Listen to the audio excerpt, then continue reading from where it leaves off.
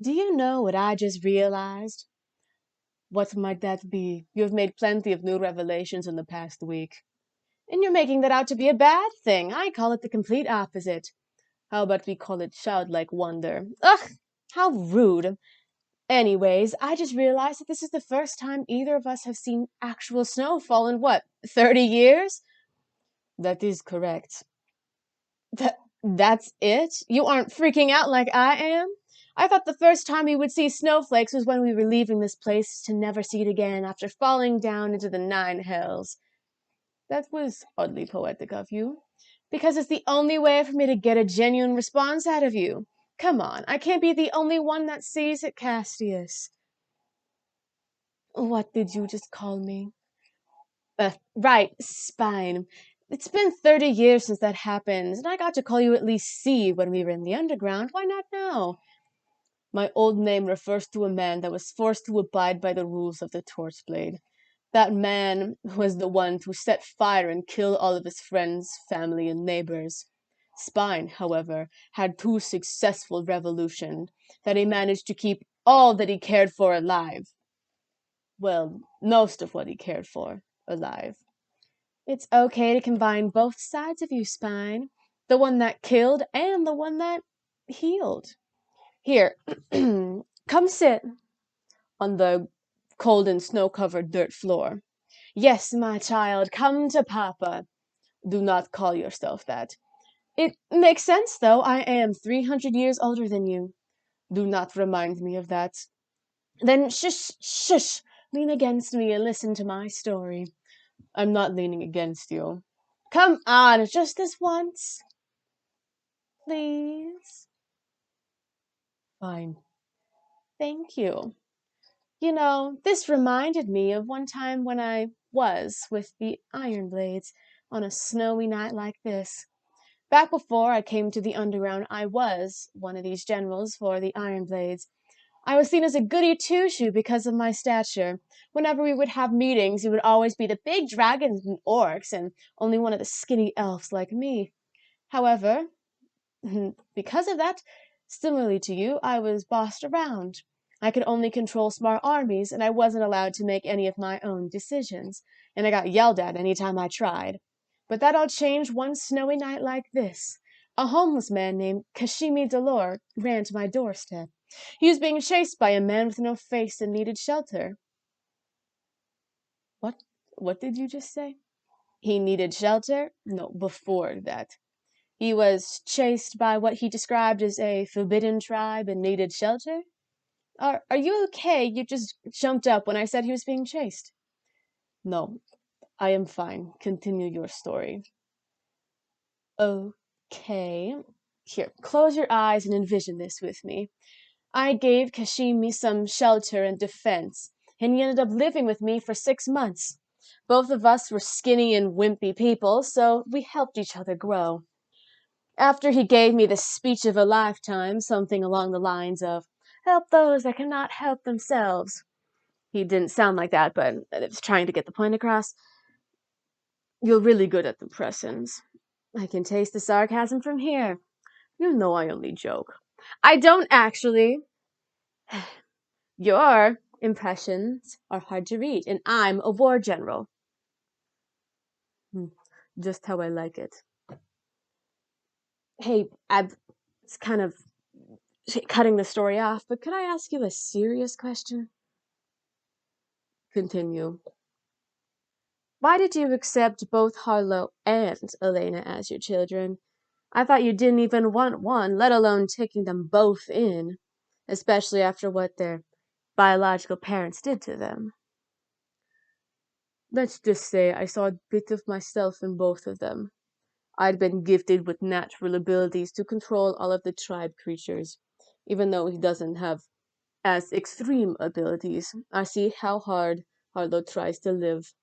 Even when I first met him, he was in the grasp of Brugo and fought his way out. He he bit on the bastard's finger until he let go and tried to run away. Brugo prepared to throw a sword at the poor boy, but I saved him. After that, uh, he was a smaller child, pretty short for his age and race. But he would sneak away from my chamber and try to pick fights with the underground members. Even saved a human boy similar to his age doing so. When I saw Quag and Brugo again, out on snow similarly to this one, with their second child, I was devastated. They promised me that they would give their next child care and protection. But when they got it, they gave her away as a bargaining chip, just as their first. I was conflicted. I saw her the same way as Harlow. She was fighting just as hard as he was. But I couldn't do it. I could not care for another child, or get the Ironblades and Mountain Blades involved in this fight. Then 2 years later, I'd had to give up Harlow as well. The Ironblades said that they would have killed him, and Midas was protecting the whole thing. So I had to kill him off and tell the Ironblades that he was dead. When Midas thought that he was dead, he created the reflection of Elena in the water of dead Harlow to take his place. But when Demes told Midas that was not true, Midas launched the gooey abomination to Oslanus, and Demes got the creator god to make the beholder to keep me stuck in the underground. Damn, why didn't you tell me anything about it? You were having so much fun with the Dusk Bowl. You made it a game that kept the morale of the underground alive. And you aren't good at keeping secrets. If you knew, then everyone would know. I I do not have a bad poker face. Really. When I told you about Rustrick's real killer, I could hear the entire underground shake as you almost blurted it out to the entire underground. It wasn't that bad. You almost got captured and killed by four of those rock creatures, and I had to protect you. Well, look at us now.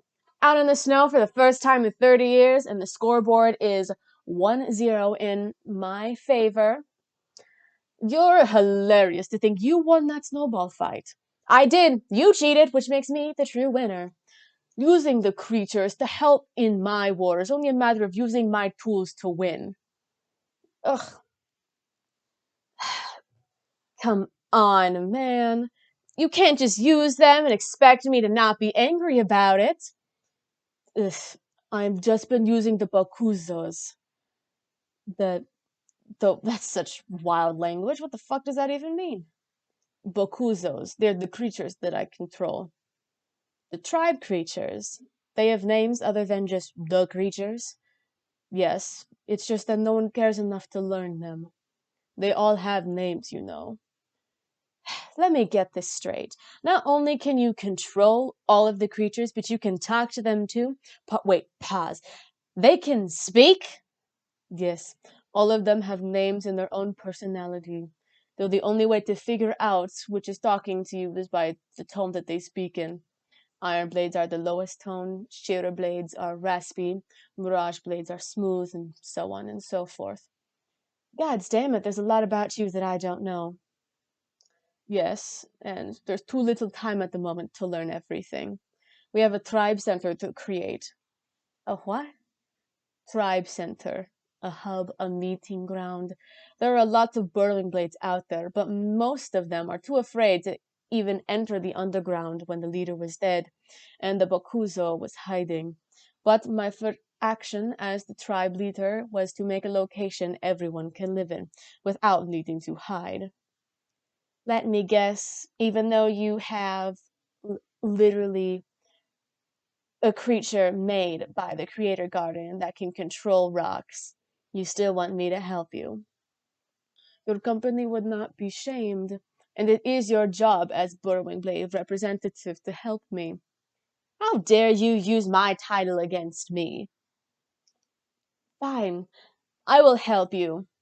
I'll get started looking for a location. Just remember, we are equals. But technically, but equals. Right, equals.